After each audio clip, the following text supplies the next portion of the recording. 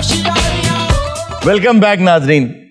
अच्छा जी, इंस्टाग्राम पे अक्सर मैंने देखा है कि जो फॉलोअर्स हैं वो मुझे एक सवाल जरूर पूछते हैं कि कोई बुक रिकमेंड कर दें। तो उसके लिए देखें, जॉनरास तो डिफरेंट होते हैं ना, फिक्शन भी होता है, फिक्शन में नॉवेल्स आ जाते हैं, हिस्टोरिकल फिक्शन होता है जिसमें थोड़ी बहुत हिस्ट्री होती है लेकिन उसको बदल के थोड़ी सी कहानी बनाई होती है। जो मुझे जाती तौर पे सबसे ज्यादा पसंद है वो ऑटोबायोग्राफीज पसंद है। जैसे मैं पहले कहता हूं कि अगर आप एक जिंदगी जी रहे हैं तो जब आप किसी और की आप बीती सवाने हयात जब आप पढ़ लेते हैं तो आपने उसकी जिंदगी भी जी ली। और लोग वैसी डायरियां होते हैं, अगर लोगों को पढ़ा जाए, कीन जाने कि जो बूढ़े लोग होते हैं इनके चेहरे की जो झुर्रियां होती हैं वो ये बता देती हैं कि ये इंसान जिंदगी में ज्यादा मुस्कुराता रहा है या ज्यादा गुस्से में रहा है। तो जो किताब आज मैं रिकमेंड करूंगा उस किताब का नाम है फाइंडिंग मी।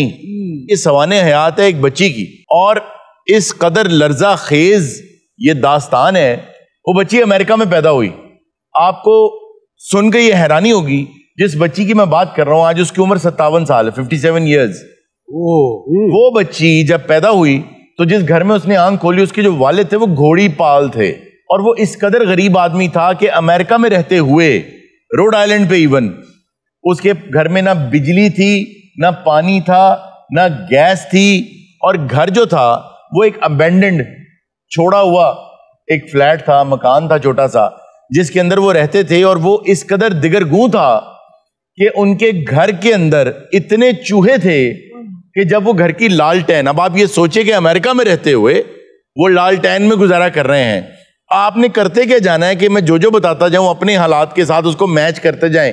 क्या इतने बुरे हालात में आपने आंख खोली? चले, लालटेन तो गांव वगैरह में होती है, मेरे खुद गांव में 2003 या 4 में जाके सड़क आई, बिजली आई, लेकिन उस वक्त अमेरिका में भी उसके घर में मोमबत्ती जलाई जाती थी, और जब रात को सोने से पहले मोमबत्ती बुझाई जाती थी तो ये जो बच्ची थी अपने बिस्तर पर लेट कर खुद को लिहाफ में रोल कर लेती थी। क्यों? क्योंकि सब चूहे निकल आएंगे, और चूहे इतने ज्यादा थे कि अगर वो बिस्तर से पैर नीचे रखेगी तो चूहे पे पैर आएगा।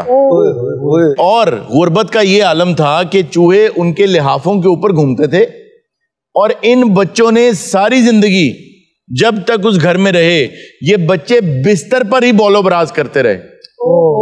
यानी तोड़ा इन्ना खौफ सी। एक तो गुर्बत का ये आलम के घर में चूहे, दूसरा उनके घर में खाना तक नहीं था। वो बचा कुचा खाना ये बच्ची डम्पस्टर्स के अंदर से निकाल निकाल के ना जो बचा हुआ खाना वो खाती थी। उसके बाद होता ये था कि इसका वालिद मैं नोश था।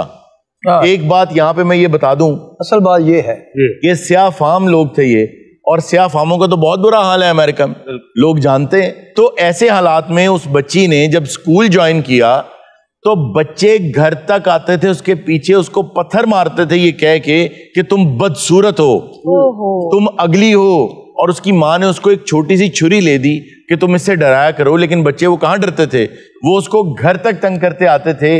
अगलीनेस की उसको झेलनी पड़ी, गुर्बत उसको झेलनी पड़ी, और घर में एक दिन आग लग गई, जो एक एक चीज थी वो खाकिस्तर हो गई, और उन्होंने सारी जिंदगी फिर उस घर में रहे जिसके फ्लोर्स जो थे ना वो पहाड़ियों की तरह थे, पिघलने की वजह से वो यूं बन गए। उस बच्ची ने ये फैसला किया कि मुझे ऐसे नहीं रहना, मुझे आगे निकलना है। एक औरत ने आके उसको जिंदगी में सिर्फ इतना कह दिया कि तुम जैसे रह रही हो तुमने ऐसे ही रहना है। उसने कहा कि अगर मैं नहीं कहूंगी तो उससे कोई फर्क पड़ेगा?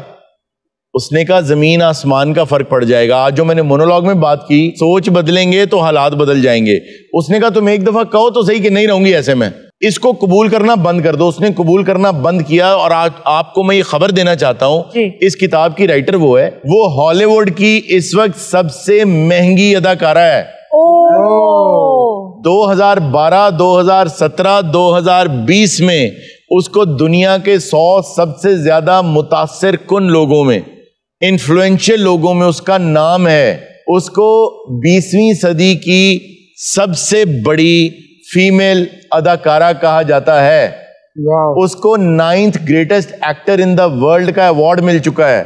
सर नाम तो बताए, नेम तो बता दे अब। उसका नाम है वायला डेविस। तेरी इज्जत मेरे दिल छोर बद गई। कैसे?